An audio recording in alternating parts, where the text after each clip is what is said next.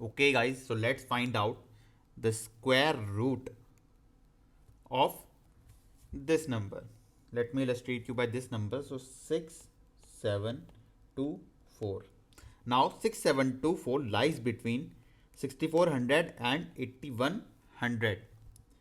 You know what that means is? That means that the square root of this number lies between 80 and 90. So it could be 81, 82 and so on. Now look at the last digit of this number. It is 4. Now look into this table. I have concluded this table from this table. It is 4. So last digit is 4. That means that the second digit could be 2 or 8.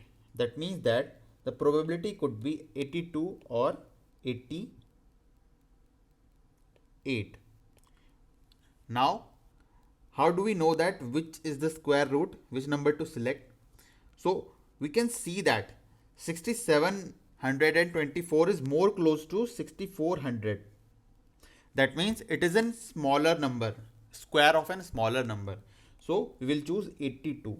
82 is our right answer to the square root of this number. Right. Now let's see that how easily we can calculate this number.